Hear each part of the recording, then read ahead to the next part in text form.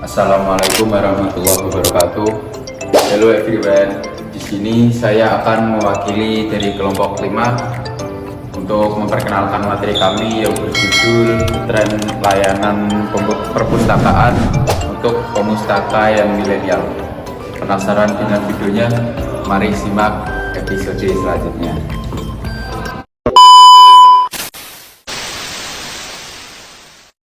Perkenalkan, saya Ananda Lesmana Dewi dengan nomor induk mahasiswa 23030360001.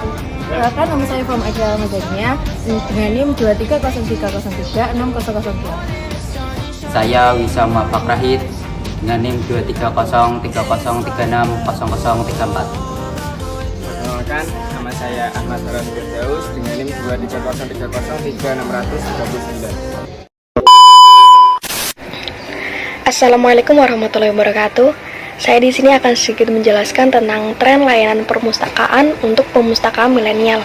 Yang pertama yaitu semua itu harus diawali dengan niat tulus untuk mengabdi dengan sepenuh hati, dengan mendorong diri sendiri dan memimpin dengan memberi contoh adalah contoh terbaik pustakawan milenial di era digital.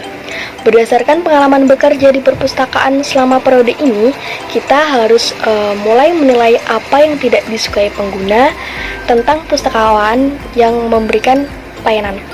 Apapun yang tidak disukai pengguna harus segera diubah menjadi apa yang disukai dan dibutuhkan para pengguna. Persyaratan terpenting yang harus dimiliki pengguna adalah sikap ramah terhadap semua pengguna dalam segala situasi. Hal inilah yang selalu diinginkan dan dicita-citakan oleh pembaca di era digital dan revolusi 4.0. Dengan berkembangnya teknologi, sikap sosial dapat berubah menjadi sikap antisosial. Oleh karena itu, pustakawan harus selalu menyimpang dari kondisi normal yang ada. Berdasarkan teori Hermawan Kertajaya bahwa setiap orang bisa lebih baik dari sebelumnya, maka harus memiliki dan memahami positioning, differentiation, dan branding, atau bisa disebut PDB.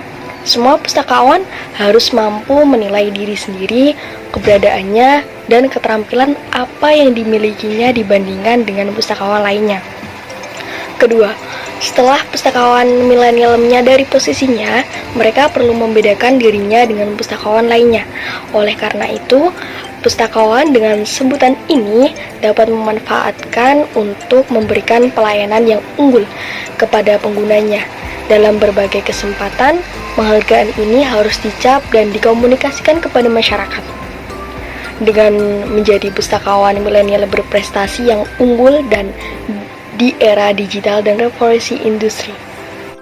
Dalam era digital, pustakawan milenial sangat diharapkan untuk meningkatkan produktivitas mereka.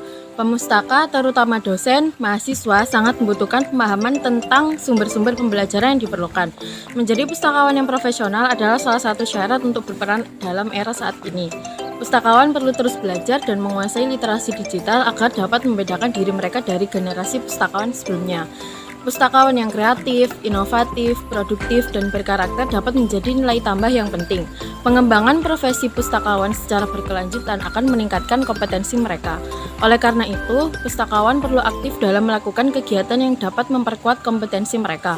Sebagai contoh, pustakawan dapat berperan sebagai teman curhat bagi pemustaka dalam melakukan penelusuran informasi secara digital, baik itu jurnal elektronik maupun buku elektronik. Pustakawan juga dapat memberikan bimbingan literasi informasi untuk aktivitas penulisan karya ilmiah bagi sivitas akademika. Metode penelitian tentang tren layanan perpustakaan untuk pemustaka milenial dapat bervariasi tergantung pada tujuan penelitian, ruang lingkupnya, dan preferensi peneliti. Namun berikut ini adalah beberapa metode penelitian yang umum digunakan untuk dalam mengeksplorasi tren layanan perpustakaan untuk pemustaka milenial. Yang pertama, studi kasus. Peneliti dapat memilih beberapa perpustakaan yang memiliki layanan yang ditujukan khusus untuk pemustaka milenial dan menggali secara dalam tentang bagaimana layanan tersebut dikembangkan, diimplementasikan, dan diterima oleh pemustaka. Yang kedua, survei. Survei dapat digunakan untuk mengumpulkan data dari pemustaka milenial tentang preferensi kebutuhan dan harapan mereka terhadap layanan perpustakaan. Yang ketiga, wawancara. Wawancara dengan pemustaka milenial, staf perpustakaan, dan manajer perpustakaan dapat memberikan wawasan mendalam tentang persepsi mereka terhadap layanan perpustakaan.